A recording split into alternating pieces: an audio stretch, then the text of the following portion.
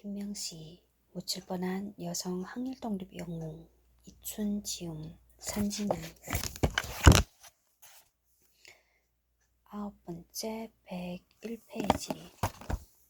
이춘, 1963년 부산 출생, 고려대 재학 중 학생운동을 하다 구속되어 집시법과 국가보안법으로 2년 3개월 수감되었다. 구미에서 잠시 노동운동을 한 후 창원으로 왔다. 지금은 학생과 시민을 대상으로 지역의 역사 탐방을 안내하고 역사 교육을 하고 있다. 경남 1세대 활동가들의 삶과 한국 전쟁 전후 민간인 희생과 유족 증언을 기록하는 작업에 참여했다.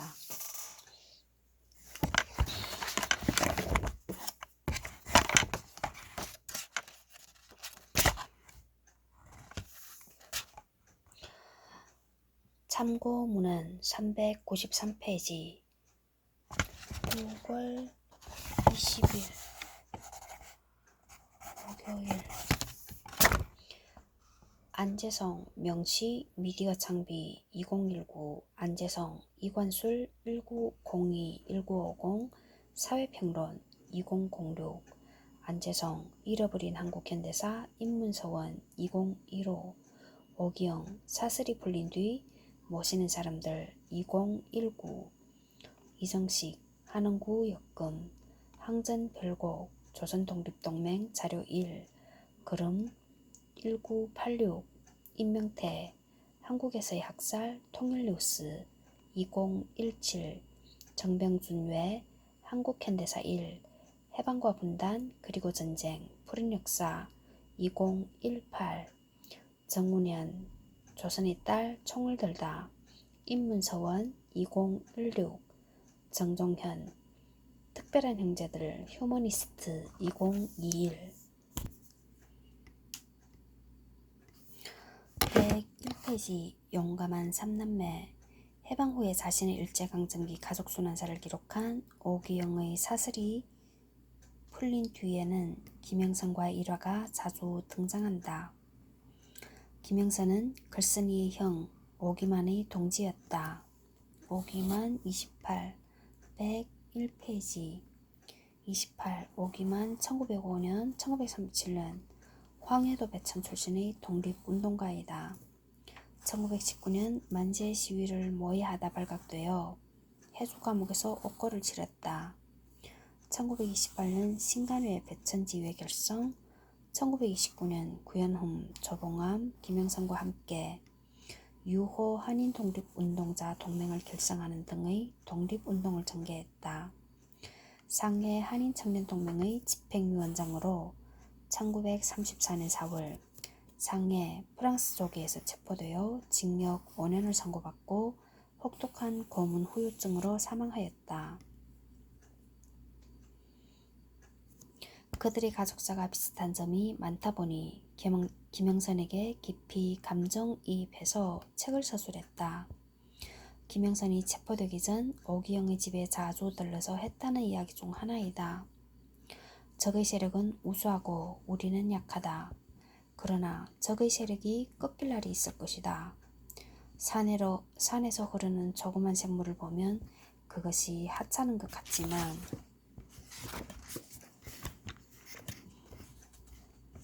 아래로 흘러내리는 동안 다른 샘줄기와 합쳐서 겨울이 되고 강이 되고 바다가 된다.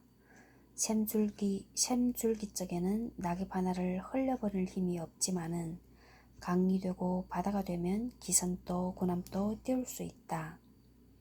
나나 기만이나 모두 지금 하찮은 샘줄기다. 그러나 우리가 가는 곳이 강이 되고 필경은 바다가 될 것이다.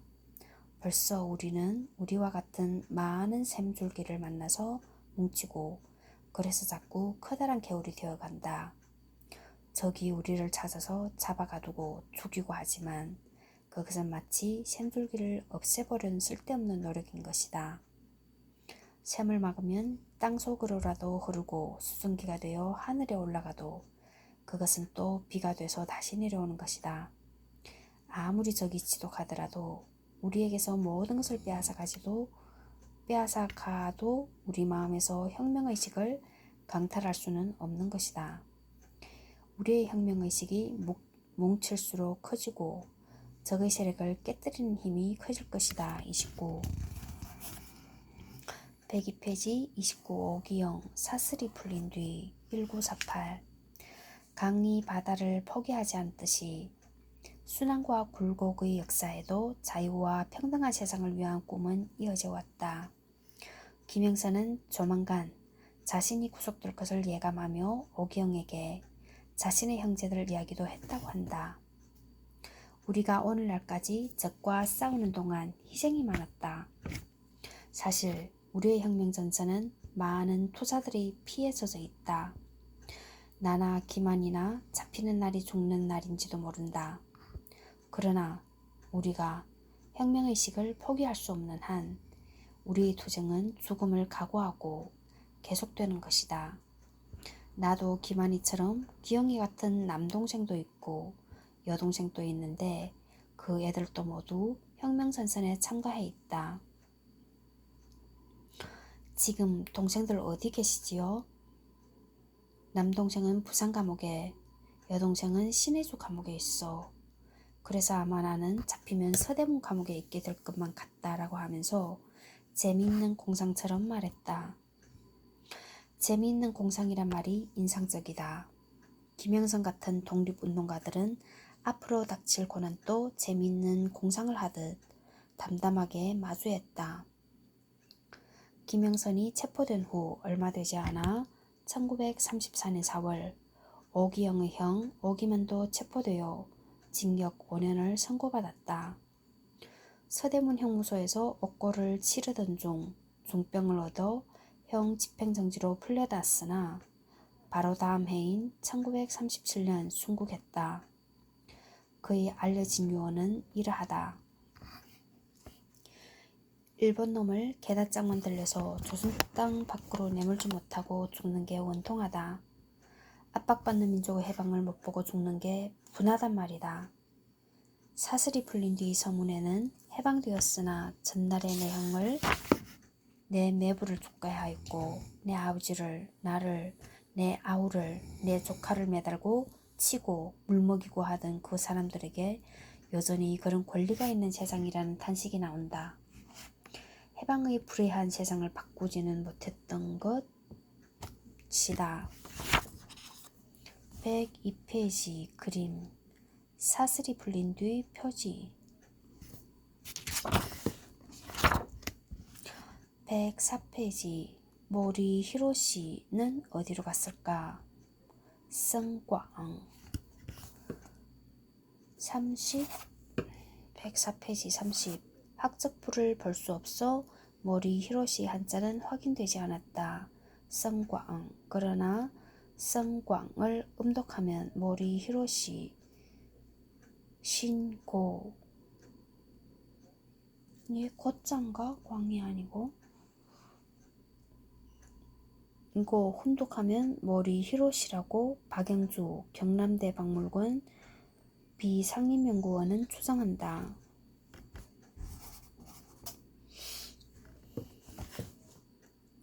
김명씨의 오빠 김영선은 결혼하지 않은 것으로 알려졌다. 그러나 아들이 있었음을 짐작하게 하는 자료를 발견했다. 시대의 모순과 대결한 불운한 경제학자의 초상이라는 부제가 붙은 경제학자 고 박현채 교수 조선대의 평전이다. 박현채는 민족경제학자로 1971년 대통령 선거에서 김대중이 발표했던 대중경제론의 골격을 완성한 학자다. 그는 소년빨치산으로 1952년 화순경찰에 의해 체포되었다. 박현채가 체포되자 온 가족이 총동원되어 그의 구명에 나섰다. 아들을 빼내려고 아버지는 화순경찰서장에게 돈을 바치며 무릎까지 꿇었다. 가족의 노력으로 풀려난 박현채는 고향을 떠나 전주고 3학년에 편입했다. 거기서 1년을 공부하고 서울대 학교 상대 응시에 합격했다.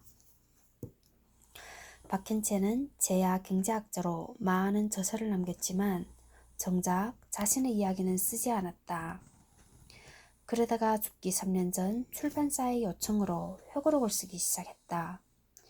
지난날의 회한으로 원고가 흥건히 젖도록 끄이끄이 울면서 작성했던 글 속에는 김명씨의 조카 모리 히로시 이야기가 있다. 우리는 초등학교의 수창 31 105페이지 31 수창 초등학교는 1921년 광주에 세워진 학교이다. 4학년 시절 삼국지 고사에 따라 결의 형제를 갖게 되었다. 그것은 이름의 일본음을 따서 신고, 모리 히로시, 신갱, 아라이 겐사이, 박현채, 신샤구, 박서군 3인의 결의 형제를 맺는 것이다.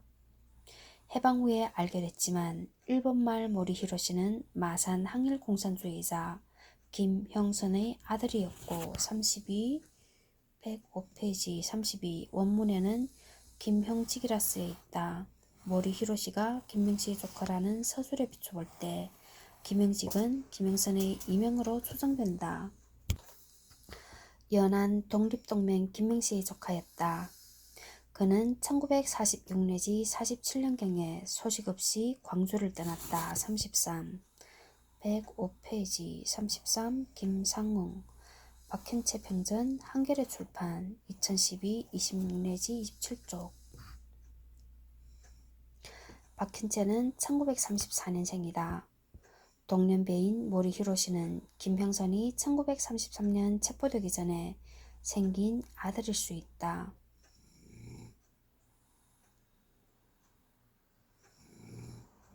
박현채는 수창고등학교 교사였던 최충근의 지도하에 에드거슨의 중국의 붉은 별을 등을 읽고 크게 감명받았고 초등학교 3학년 때부터 자본론을 보았다고 한다.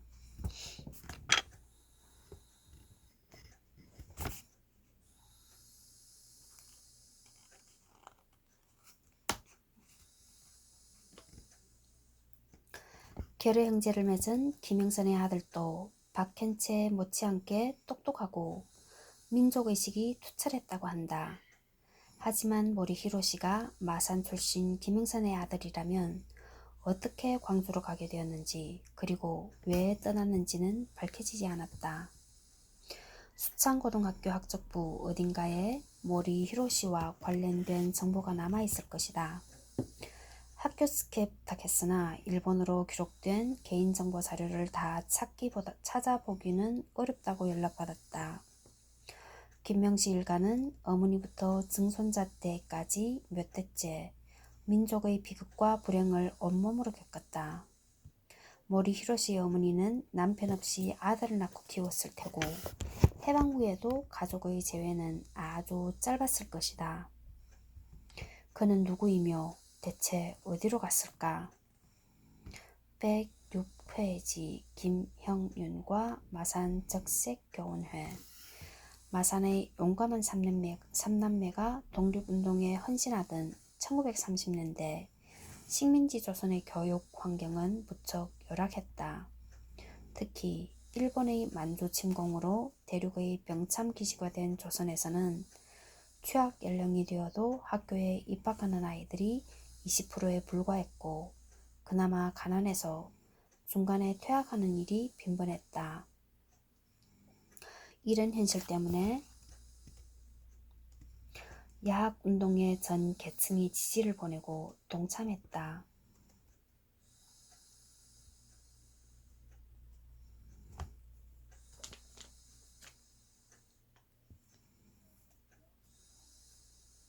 (1929년) 초 동아일보에 따르면 마산 지역에는 강습소, 야학 등이 48개나 있었다.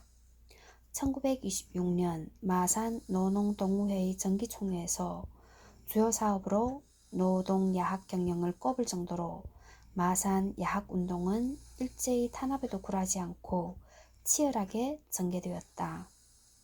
김형윤도 뜻있는 동지들과 함께 마산 산호리, 봉암리 등지의 야학에서 노동자, 농민의 아동들에게 민족의식과 계급의식을 일깨우는 수업을 했다. 김우문의 공훈기록은 일본 검사의 기소장을 토대로 작성된 것이라 단편적이지만 김형윤의 당시 활동을 생생하게 볼 수 있는 자료를 전해준다. 1931년 8월 김형윤은 동지들에게 적색교원회의 취지를 밝혔다. 자본가가 점점 부자가 되고 무산자는 더욱 빈곤하게 된다. 이를 타파하기 위해서 우선 농촌의학교를 진흥시켜야 된다. 1931년 9월에는 김형윤의 동료들이 산우리 해안 선착장에 모여 이런 취지를 실천할 야학교원회를 조직하기로 했다. 강령과 교약 34. 당시 정해진 강령에는 농촌의 학생에게 사회과학을 가르치고 지도하자는 내용이 들어있었고 교약에는 본회는 적색교원회라 칭한다. 본회의 회원은 공산주의에 공명하는 자로 야학교원 또는 이와 동등한 자격을 가진 자로 한다는 내용이 들어있다. 강령과 교약 초안은 김우문과 김형윤이 작성하기로 하고 산우리 김찬우의 집에 모여서 그것을 확정했다. 마산 적색교회는 김형윤을 지도자로 초대하고 이송태가 조직부를, 김우문이 책임자를 맡았다. 또한 강형재는 서재부, 박근조, 한성주는 선전부를 담당했다. 그 후 적색교원회 회원들은 산우리, 봉정리 학교에서 양의 이야기나 불란서 작은 용사의 이야기와 같은 동화, 오두막집의 노래, 수전로 노도의 노래 등의 동요를 통해 학생들에게 의식 교육을 시켰다.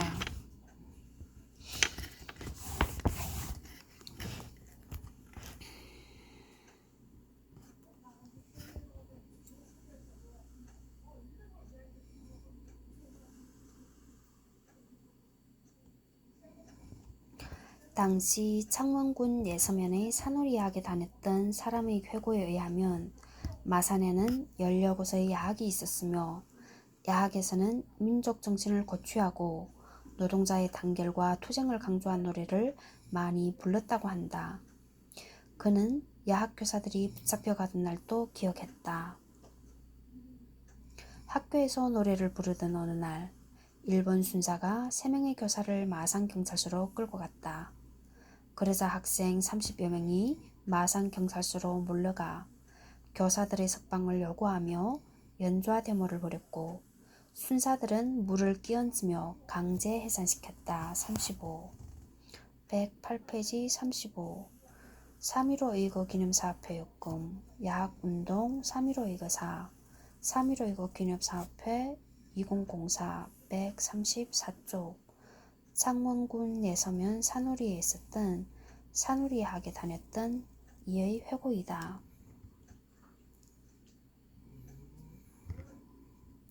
1932년 2월에 이 사건으로 7명이 검거되고 그중 5명이 기소되었다. 김형윤에게는 징역 3년이 선고되었다. 용감한 3남매 중 김형윤이 제일 먼저 부산 형무소에 수감되었다. 이런 방식으로 일제 당국은 야학을 폐쇄시키고 야학교사를 불령 선인으로 체포했다. 한편 학교 교사들의 움직임도 있었다. 그들은 식민지 지하 학교교육이 지배체제에 순응하는 노예적 인간을 만들고 일제의 이익에 봉사할 식민지 엘리트를 육성하는 데 문제의식을 느꼈다. 마산 인근 함안 군북 공립보통학교 훈도 교사로 있던 김두영은 1933년 10월 마산에서 경남교육회를 개최하고 사범학교 동기생들과 비밀 결사를 조직했다. 식민지 교육의 비참한 현실을 개혁하기 위해서는 새로운 사회를 실현해야 한다고 인식했다. 그러나 얼마 되지 않아 창원 진동공립보통학교 외 7개 학교가 관련된 적색교원 노조조합 사건으로 29명의 교사가 검거되고 말았다.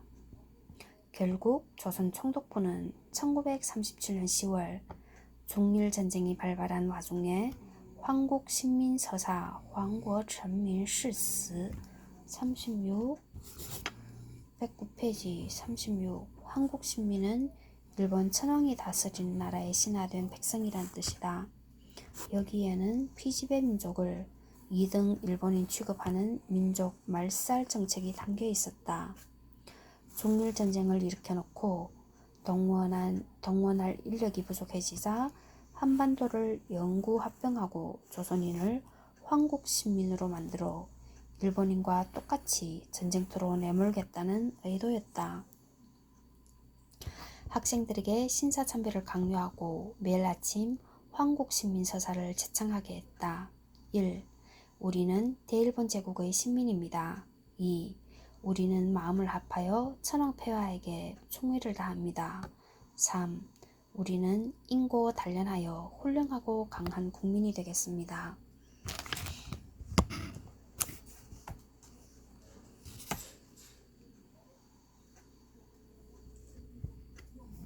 여기에는 점점 초조하고 불안해지는 일본의 심리가 깔려 있었다. 그들은 조선인 자체를 불경하고 위험한 존재로 인식했다. 그러나 말과 글을 빼앗고 강제로 충성을 맹세시켜도 식민교육은 성공할 수 없었다. 일제의 기만 술책과 야비한 탄압 속에서도 김형윤 같은 선각자들이 야학운동과 적색교원회, 적색교원 노조운동처럼 조선인의 민족의식을 일깨우는 활동을 끊임없이 펼치고 있었기 때문이다.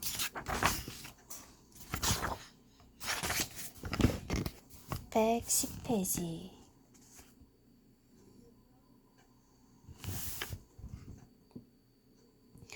비거비례의 홍일점 투사 김명시 37 110페이지 飞去飞来비거비례 날아갔다 날아오다 홍길동같이 신출 규모란 영웅의 행동을 묘사할 때 쓰이는 용어이다.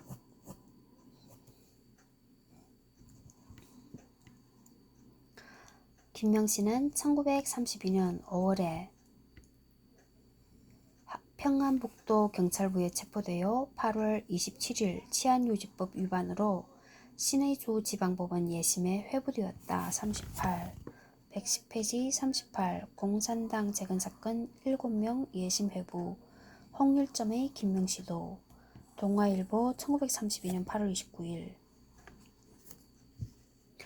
주모자급 김정권을 비롯해 김명시 등 7명은 조선 공산당 재건 사건으로 기소되었다. 예심 기간에 매일신보는 김명시를 비거비례, 페이취 페이랄 홍일점 투사로 소개하고 어떻게 체포되었는지 자세히 보도했다. 매일신보는 조선총독부 기관지였다. 김명시의 활동은 신문기자가 보기에도 한낱 호기심의 대상을 훨씬 뛰어넘었다. 25살 김명시가 했다는 일이 날아다니는 여자 홍길동이 아니고는 할 수 없을 정도로 대단하다는 찬사였다. 해방 후 백마탄 여장군으로 불렸던 김명시의 전설은 이때부터 시작되었다. 기사 내용은 다음과 같다. 110페이지 그림共产大学出身으로反帝同盟夫人部长 밀사로 들어왔다. 피체 진명시더의来历 국내국외 수말리를 여자의 외로운 몸으로써 비거비례하며 요 사건의 중요한 역할을 실행하는 1.0 김명시, 진명시는 어떠한 여자인가? 어떠한 이전에 이렇게 썼네.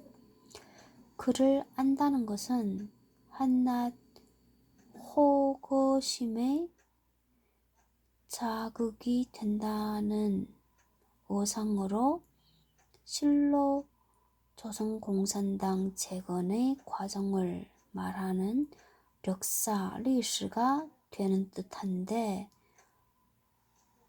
1. 당시 상해에서 있어 중심 인물의 하나 이든 려운형 류윤헝과 함께 활개치면서 대만 타이완 공산당 결당대회에 출석까지 하였다는 것으로도 전표 촨법을 짐작할 수 있는 려고